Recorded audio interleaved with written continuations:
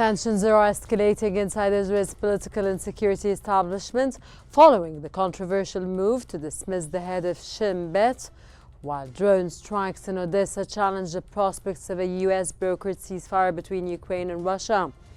How deep is Israel's constitutional crisis, and what does the Shin Bet firing reveal about the political storm surrounding Netanyahu's leadership? Meanwhile, as Trump pushes for ceasefire talks, the war in Ukraine shows no signs of slowing. Welcome to In Focus.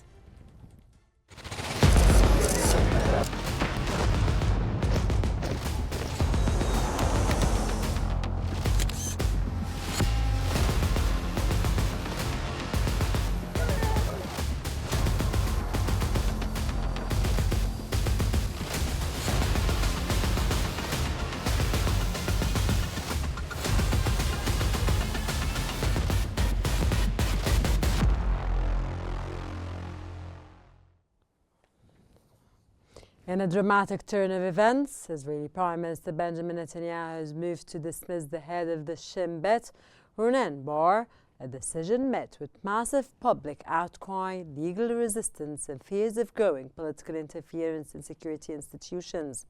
This is the first time in Israel's history that a sitting prime minister has sought to remove the Shin Bet director. The move comes during a sensitive period in which internal investigations are underway into senior officials, raising questions about timing, motive and political pressure. Bar's firing has prompted mass protests in Tel Aviv and Jerusalem, where tens of thousands of demonstrators have warned of the dangerous politicizations of Israel's security apparatus. Bar himself described the move as being driven by external political motives, calling it a direct threat to the security of the State of Israel. Opposition parties argue that removing him would severely undermine the independence of Israel's intelligence services and could set a dangerous precedent for replacing senior security officials with political loyalists. The Israeli Supreme Court has issued an injunction to freeze the dismissal until a hearing can be heard, escalating the crisis into a constitutional showdown.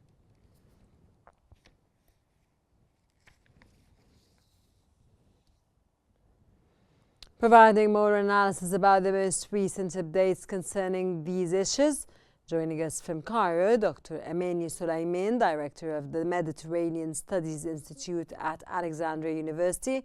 A very good day, Dr. Ameni, and welcome to In Focus. The dismissal of Ronen Bar has been described as unprecedented. What does this moment say about the political climate in Israel today? Good morning and thanks for having me. Actually, it's a very critical time. As you said, it's unprecedented in Israeli history.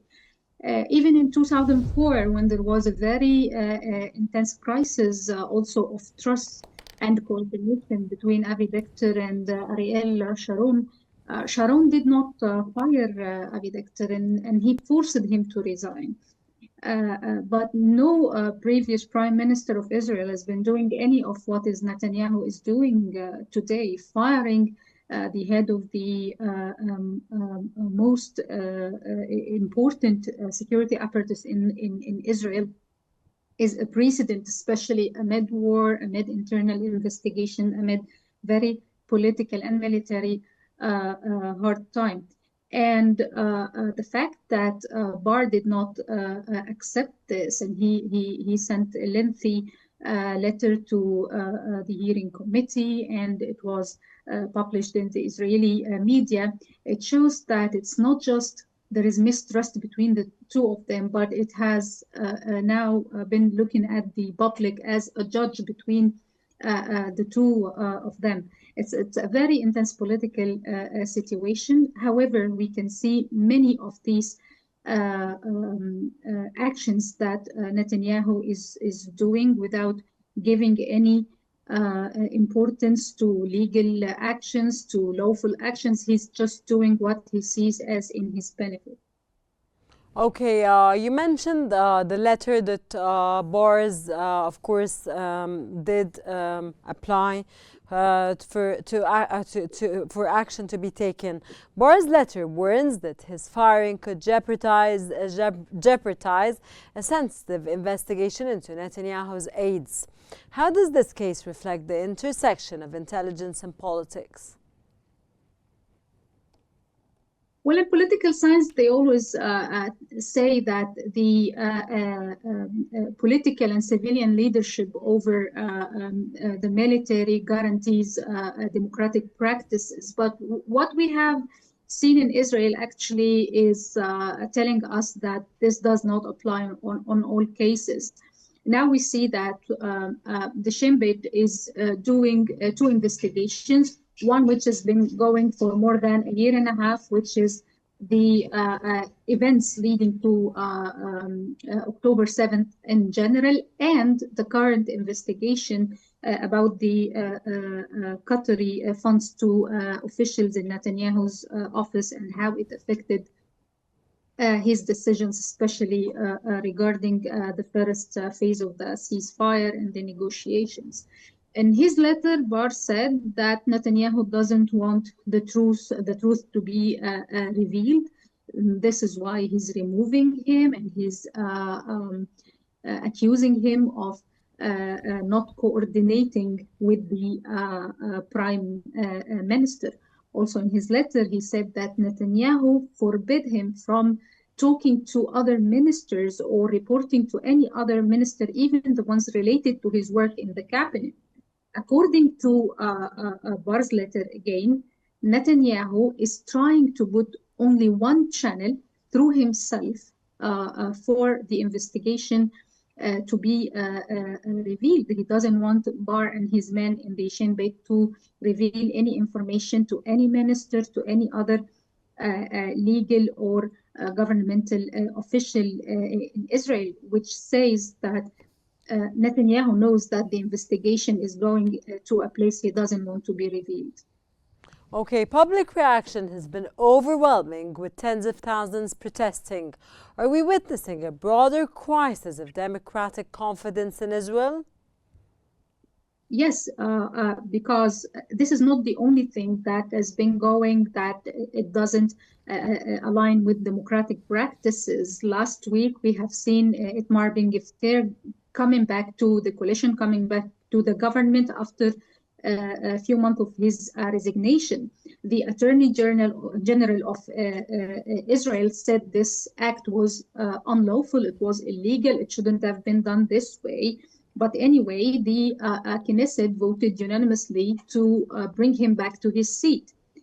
And now, just 3 days later, they want to remove the Shin Bet director. And again, the Attorney General said, this is not lawful, this is not right. But this time she held her ground and she insisted on freezing Dr. Amini, why do you think that Netanyahu wants to remove or fire the head of the Shin Bet, and is it in his authority to do this? Well, according to Barr himself, he said that Netanyahu doesn't want him in place because he and his men are doing work in favor of Israel, not in favor of the coalition, not in favor of Netanyahu himself, and that his work so he has to be in favor or he has to leave? Some facts and the truth that Netanyahu doesn't want to be revealed. Okay.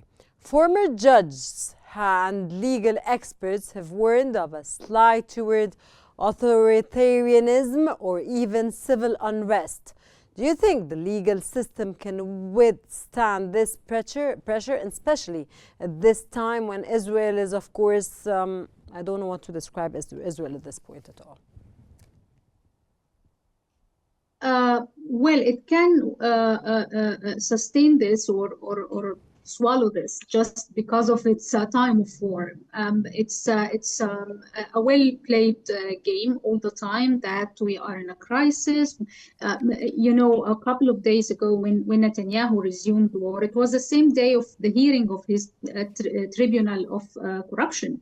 So what happened? They just said that they are going to defer the tribunal to another day because the prime minister is so busy going to war. So Netanyahu will keep going the same way, violating law, and the legal system in Israel cannot really do much about it because it's a time of war, and in a time of war, there are many exceptions. Could this political confrontation affect Israel's military operations or internal security coordination, especially amid ongoing conflict in Gaza and the West Bank? Going back again to the letter of Barry, you would find him talking about how the firing of himself and the Mossad director from leading the negotiations led to a difference of more and more in the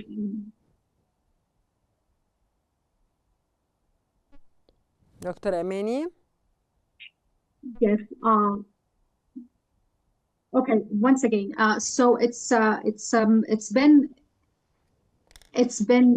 very important to coordinate between different security apparatus in Israel, which, according to Barr, was not happening due to what the prime minister was ordering everyone to do. And in the end of the day, he fired the head of the Mossad and the head of the Shin Bet from leading the negotiations in Doha. And okay, because I have to wrap up this segment. How do you see it going in Israel on the political and on the, of course, level of Netanyahu and, of course, the people that are with and against Netanyahu, which seems that most of the people are against Netanyahu in Israel and in the cabinet now? Well, it's obvious that Netanyahu doesn't want to reach a solution or bring the detainees back, whether alive or deceased. So the political unrest goes both ways. You have the families of the detainees who are still taking to the streets almost every day. And you also have the opposition, which is worried about the political future of Israel. And now we have also other people in the security apparatus. Dr. Amini, I'm very sorry. I have to wrap up now because I'm out of time. And so Netanyahu is facing challenges inside Israel in his cabinet and, of course, on the international level. Dr. Amini Sulaiman, thank you very much for your thoughtful insights and very valuable knowledge. With the judiciary now at the center of this unfolding crisis, Israel faces a test of its democratic resilience and the independence of its national security institutions. Even as diplomatic overtures emerge, the war on the ground in Ukraine is intensifying. Russian drone attacks struck the port city of Odesa, damaging homes and infrastructure. Even as leaders prepare for ceasefire talks in Riyadh, the contrast between military escalation and diplomatic negotiation raises questions about whether a part ceasefire is realistic or merely political posturing.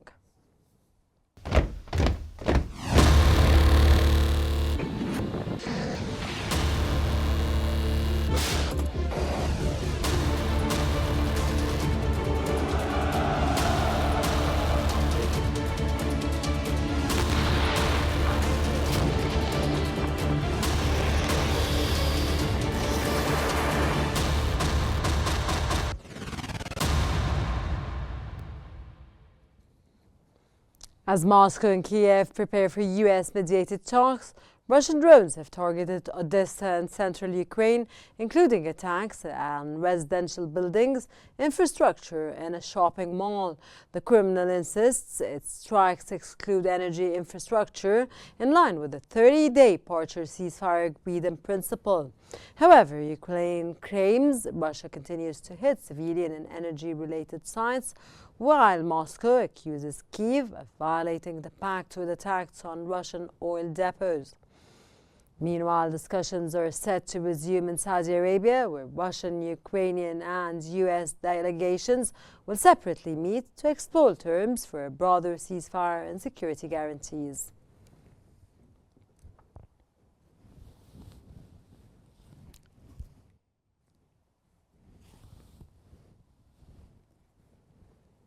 Joining us now is Mr. Mohammed Azzeddin, Managing Editor of Al Ahram newspaper, to help us understand the complexities of this moment.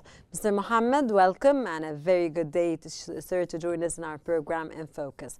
Sir, the drone attacks in Odesa took place while diplomatic discussions are ongoing. What does this tell us about the gaps between military reality and political intentions?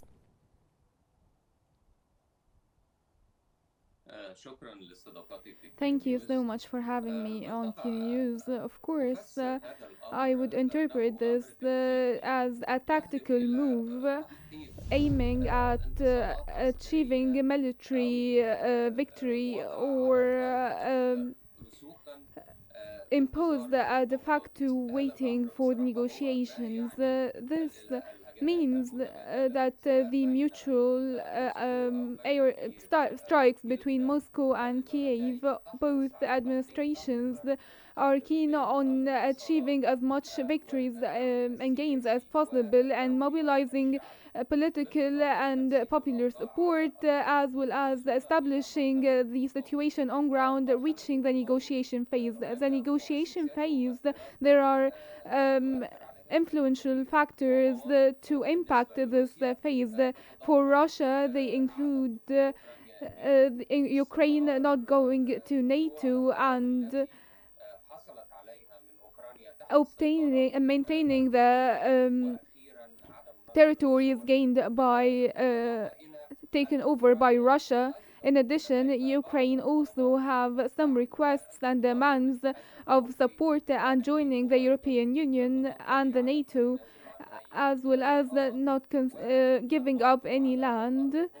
And the situation on ground is the most influential factor, in addition to the political pressures to be applied by the United States and being persistent, going on with this as a trade deal, especially regarding minerals and military existence to take control over the Russian plants, which will be very influential in the ongoing phase.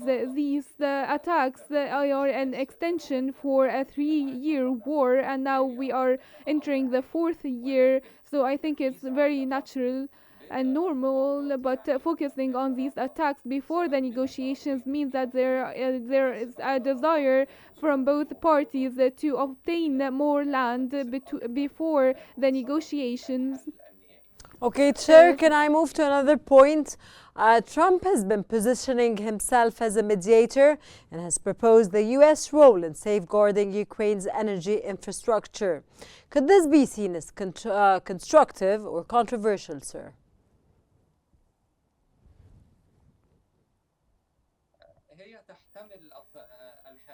Of course, it could be interpreted as both. It is constructive for the United States as it wants to take over the natural wealth of Ukraine, in addition to being present even in a military way in Ukraine, whether through deals between the United States and Ukrainian authorities or direct U.S.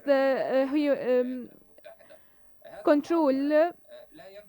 This does not seem very comfortable for the Russian side, as well as it will prompt jealousy from neighboring states from the European Union. As the United States is pushing for peace and going for a ceasefire, it is not concerned with political matters that might reach to the sovereignty of Ukraine. So I think this could be controversial regarding the real intentions of the United States. Of course, they can be seen the economic interest or the deal for the United States, which is a political trend considered by the United States when it comes to its relations with different states around the world, especially in the Ukrainian-Russian crisis. How do you interpret the Kremlin statement that the ceasefire only covers energy infrastructure, while others expect broader coverage, sir?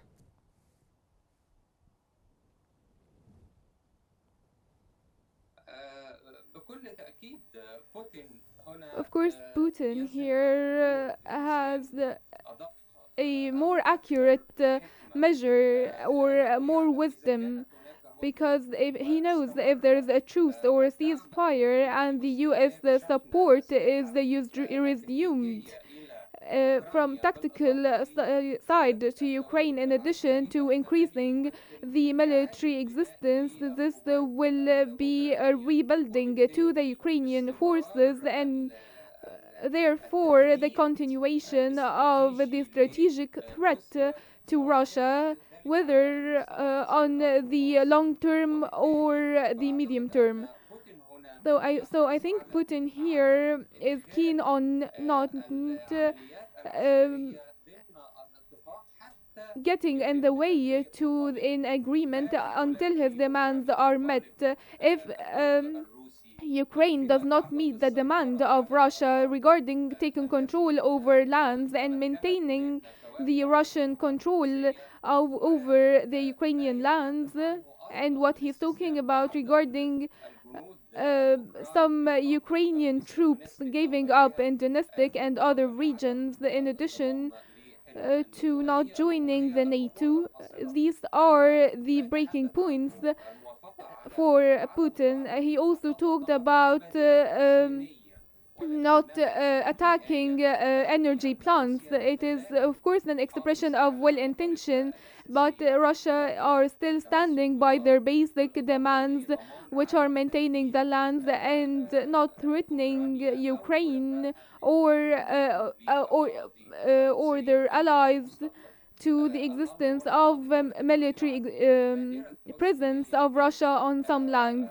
Of course, it's a well intention from Russia, and what happened regarding targeting some plants, and this last plant that was targeted, and throwing accusations between Russia and Ukraine regarding who targeted and attacked the plant. I think that the Ukrainian side also thinks that the truth is only regarding the energy plants, which does not serve the Ukrainian cause.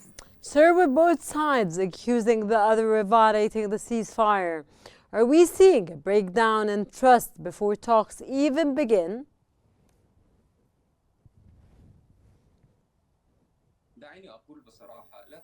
Let me tell you frankly, there is no trust between the two parties. What's new here is the readiness of the United States to intervene in the cause, to stop the unlimited US support to Ukraine, and also to threaten the interests of the US allies around the world, and the will to achieve more gains by more deals and affiliating peace agreements with the United States administration, which regarding confidence and trust between the two parties. Despite of all that's what happened, the Russian side is standing by their demands, and I do not think that Zelensky or any of the Ukrainian leaders would agree to give up plans. This would lead to what happened in 2014, that Russia gaining more lands and ensuring navigation in Azov Sea, but for the Black Sea it was left for a while, and therefore I think if there is any agreements, the lands will remain under Russian control. If not military, it will be administrative control. So I think that the final end of war and trust in both sides' intentions is not there, but the military reality first, then the US or EU support to the military operations in Ukraine is what's going to define when this military confrontation is going to end.